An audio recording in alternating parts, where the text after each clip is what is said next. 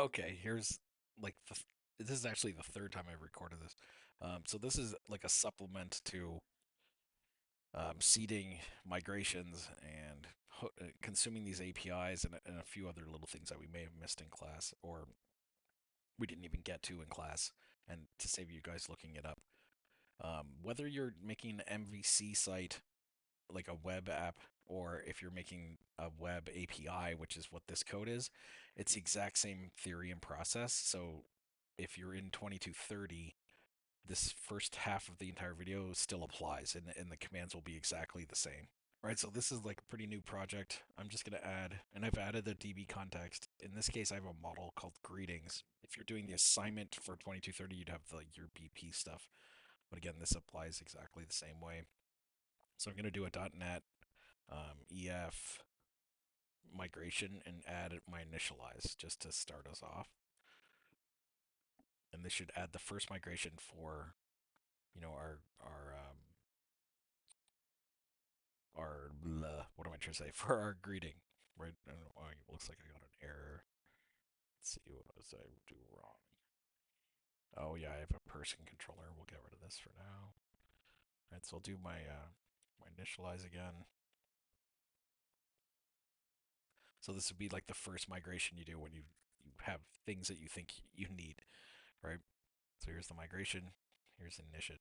Now I'm going to add another model just to show you that how to do this. So I'm going to add a person model, and I'll do public class person, and there's the ID name. We'll do first name, last name, right? And I want this person model to be in our database, so we have to go back to AppDB context and just add it as a DB set. So here's person, and then whatever you call this item over here is what the table is going to be called. So I'm going to call it people because I think it should be a people table or person's table, I guess. Um, right? Instead of what am I trying to say? Instead of the singular, right? So, and that's just pretty much as easy as it is to add a person. Now I would do the migration again, and I'll do add people, but I still don't have the database over here. So I actually have to also this just updates the code, the migration code. You can see here's people and here's like the SQL that'll eventually come out. But I still have to update the database, so I do .NET EF database update. And this should actually update or create our greetings database file. It's called greetings because in my app settings I called it greetings, right? So you can see here, and then here's greetings, and here's people. Now if I add a new field to this, like public int age, I would then have to add a migration again, right? Add migration age, and then I would also have to update the database again. So, oops, not that. Where did it go? .NET EF database update. And now if I click back on my greetings, you'll see that, oh, and I actually have to do, sorry, what did I do? Add migration to the database. Yeah, if I refresh this, you should see the age field in here, right? So if it asks you to do an update, that's what you would do. The next bit, let's say I wanted to, um, let's say I wanted to add a person model to our greeting model.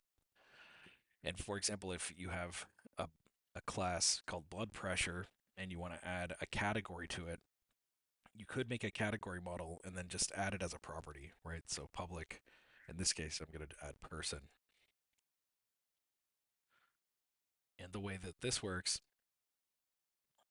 is if you've Googled this, you probably got a couple of things where it says put in a foreign key, right? Where it says like person ID or whatever it would be. And then it's said to use attributes like this, foreign key, person ID. And what would happen in this scenario is you got to picture this in your head, right? Like this, or draw it on a piece of paper. This greeting has another field, the foreign key person ID. And this model is just here because later on, the context here in application DB context is going to fill up this person model when the foreign key is set up. We don't have to worry about this right now. Like that's first assignment for at least for 2230. You don't have to do this in .NET 8. You don't have to do this anymore. It automatically does it for us. So check this out. I just added the person model to greeting. You could add the category model to blood pressure. All right, and I'll just say add greet person, something like this. And you'll see our migration will happen right here, and it automatically adds person ID inside of greetings. So the next time when I do .NET EF database update, you're going to see inside of greetings, or yeah, inside of the greetings table, if I refresh it, you're going to see it actually adds a person ID. So this is how you can add multiple tables, right? It's not too difficult. And then finally, um, there's a thing called seeding the database.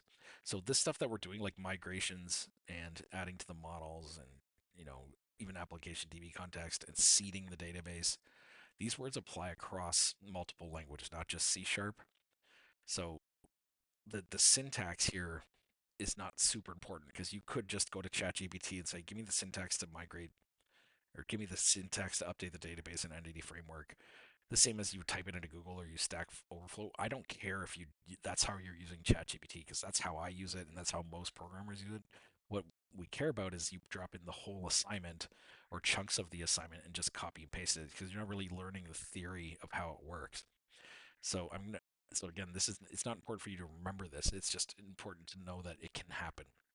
So for example, if I wanted to seed this database, I'd have a public void seed data function inside of this DB context, because the DB context is almost like a DB connection. This is like where all the action kind of happens. That's how I think of it. And in here, I can access these tables, people and greetings. So I can actually do people.add, and I can instantiate a new person class and do first name Harry, last name Scanlon, right? Age, I'll just put me in as 30, though I'm not, right? And that's as easy as it is to seed the data. So if you're seeding category data, you would do, category dot whatever, or whatever it is that you're seeding. And the last thing you actually have to do is save the changes. Now, one thing with this seed data function is that we're going to make this run every time you run the application. So we only want this to seed the data the first time it runs. So we're going to put in an if statement that just says when people dot if there's anything inside of the people table, then don't run this code. Otherwise, run it. Right. So I can add 2 people if I want, or 10, whatever we want. So I can do, Joe Dirt. Oh, it doesn't matter. Right. So this seed data. Now we just have to make sure that we run this seed data.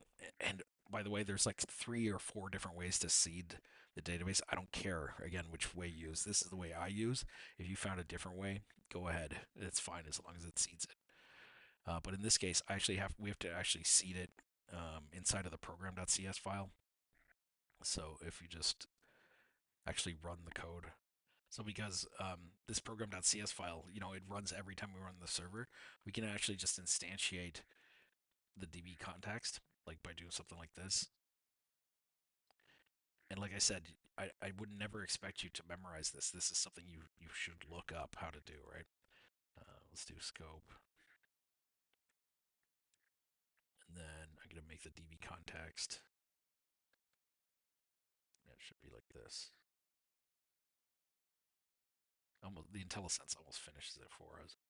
And then I'm going to do DB context.seed data, or it should be in here, seed data, like that. And it's public void seed data. What did I miss? Anything? This should be app DB context, because it's our DB context, not the other, and not Microsoft's. Right, so this will run Then it will go to the AppDB context, run the seed data, check if any people are in the database. If not, then add it. So let's give it a shot. It looks like it did. Right, here's the people right here. Then if I go click on greetings, click on people, or I refresh it, there's my two people. Hopefully that helps. Crash course, you can watch this video as many times as you want. Right? If you're in Prog 2230, you can stick around for whatever 4 more minutes if you care about consoles and how this API stuff works for next year. Otherwise, you're free to go. Next part. So if you had a question about where should I write the console program, the assignment was not specific.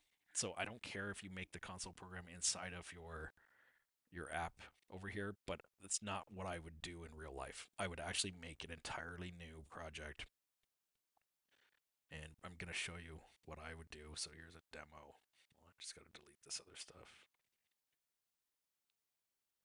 Right, so I have a demo folder, new terminal, and I'll just do .NET new console.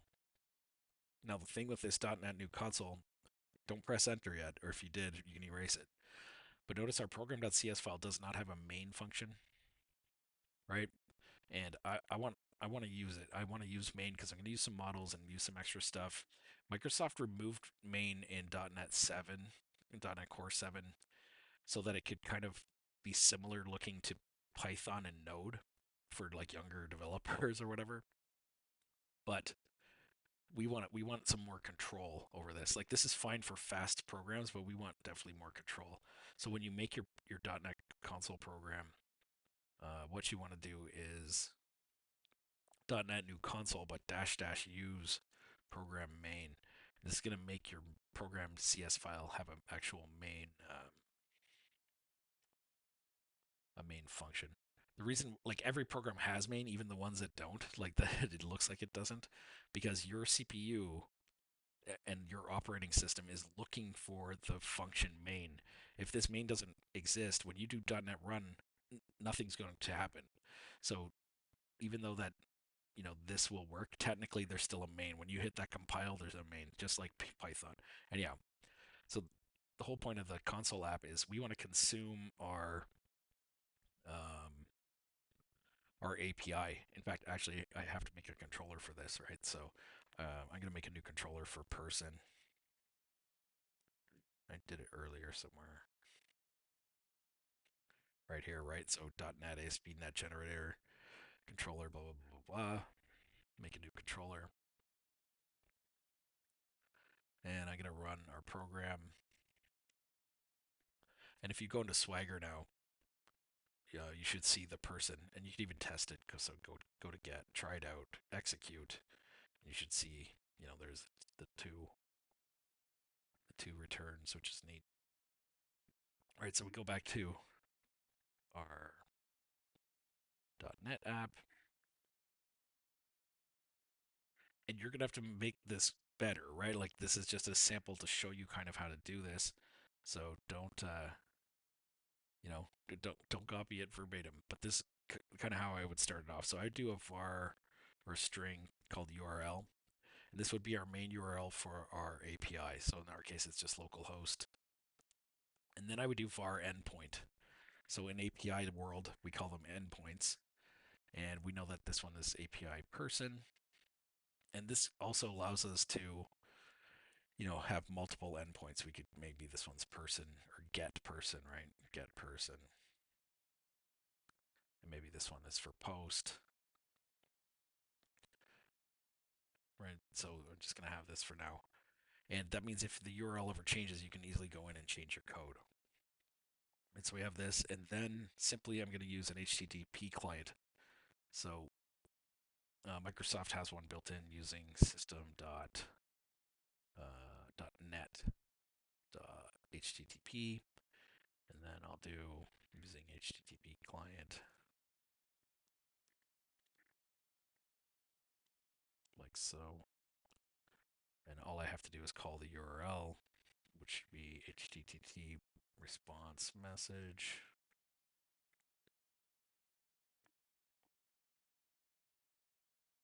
Oh, I just noticed something. So it's client get async. Notice this async when you create this new console program, it returns a void, but you actually have to make it return a task because we're doing async tasks in here. Don't worry, but if I'll explain it in class if you want to know about it, but it's not like super important for this. Okay, so there's our URL, our endpoint, and then I can do this console dot write line CW, right? And I'm just going to output the string. Oh, we have to get the result first, so we'll do string JSON result. Oh, this is actually JSON string result, and I'll come back to this in a moment. Equals await. Yeah, there we go. So now I should have, uh, our JSON typed string back in our on our console. And if you remember at the start of the semester, I had a server and a client on the board, or client and server, and then I drew a line over to the server. The server does a process and shoots back the information. Well, this is where this is happening. And you may also remember that I said the server really doesn't give a shit if it's HTML or JSON or whatever. It sends it back as a string typically. And so again, this is what's happening. So if I run this code, hopefully I've done everything correct. And yeah, you can see. So here it is right here. So this is like two separate programs, right? Here's our API and here's this. So you could actually launch this API on Azure and start consuming it over here on your laptop, right? Pretty cool. The other cool thing about the console apps is you should ask yourself questions like, for example, how does Google work?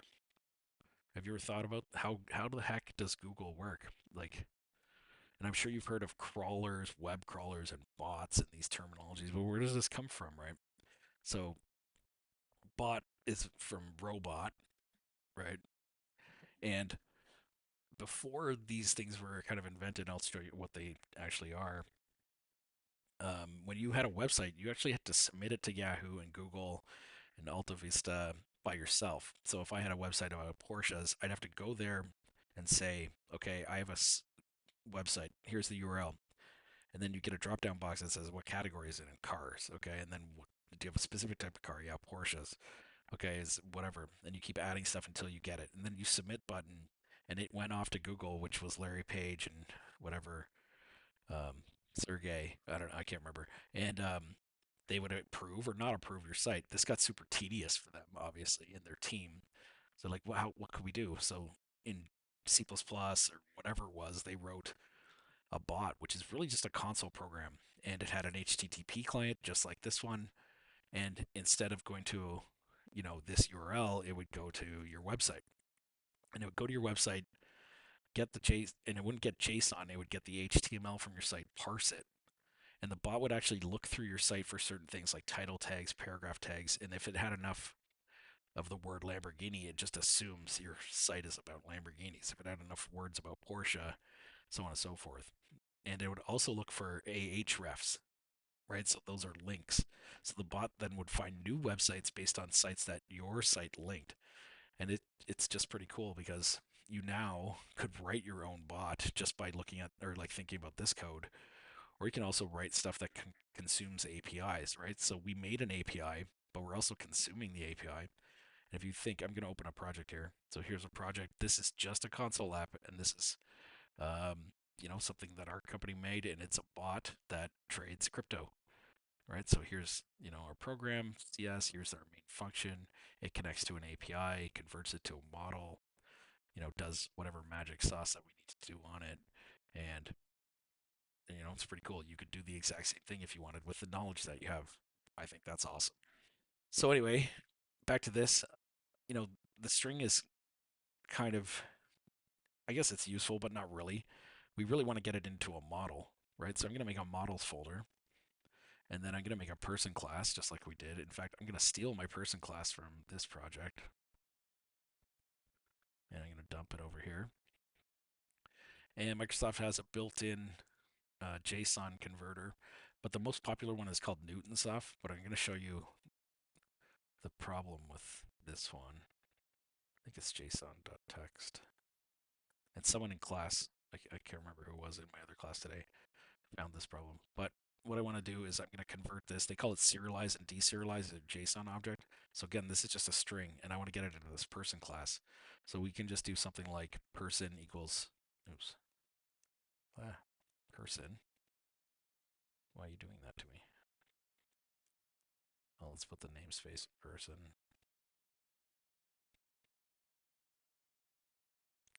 Person. What are you doing? Person equals JSON serializer dot deserialize. My IntelliSense sucks. And then the person object, and then the string. There we go. And then hopefully, if this is right, I don't think it will be, but we'll get there. I can do a console write person dot first name plus space person dot last name. So let's give it a shot. Let's just see if it works right away. Probably won't. Oh, it did. Okay, cool. Hey, I'm not that crazy. So check this out. .NET Run. We got a couple warnings. We come back and fix those in a minute.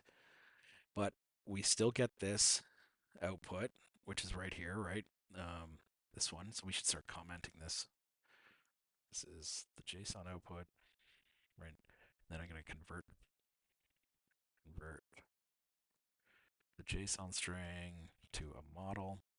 And this is where a problem happens. So you can see it says system.text.json exception. The JSON value cannot be converted into demo2.person. Why? Because we have our demo2.person and we have the deserializer. Everything looks okay. And I won't force you guys to look at this because I'm going to show you. But if you look, I'm actually getting an array back, right? So I can tell this because, well, there's two items, but in JSON, an array always starts with a square bracket, and then an object starts with curly brackets. So I'm saying, hey, this JSON string, I'm telling it it's just a single object person, but in reality, it's actually a list. So I have to tell this deserializer that it is a list of people. So it's not going to be person, it'll be people. And then in my console.write line, I'm going to do, just so I can see it, for each var person in people. And now this should output both people. So give it a shot. Right? Okay, so we're closer. There's no error this time. And this is something else someone brought up in the class. For whatever reason, Microsoft, their system.text.json, it has to match the case of the JSON, which is nuts to me. Why would they do that intentionally? The Newtonsoft version, you don't have to do this. And there's two ways to do it. I'll just show you this way. Basically, you can just change your capitalization in your class, and then this should work no problem. Oh, I lied. And change it here and here. There we go. Right, and then you can see the output, and it fills it up. But it's crazy to me that they do this because back in our API we have capitalization, and we even send it out in the controller as that. It's nuts. Anyway, so that's one way to change it. The other way is you can put an attribute. I don't know the thing offhand. I think it's name, and you can just call it first name as opposed to, I think this is it. But you can look it up on, yeah, it's not name, but it's something. But these are called attributes, and you can add it to it. Anyhow, that's it. I guess since I've already got this far, we could actually talk about, let's say I wanted to do this in a different language, which you're going to have to. Same again, I would start a brand new project. Let's say I did it in Python, and I'm not a super Python expert, but I would just make a Python, um, you know, test, I don't know, whatever you want to call it, .py, and then I would do pip install requests, something like that. Yeah, I think that's Python-y, right? And then import requests, then do your URLs again. Our URL is this one. And then the endpoint PI person, and its response get equals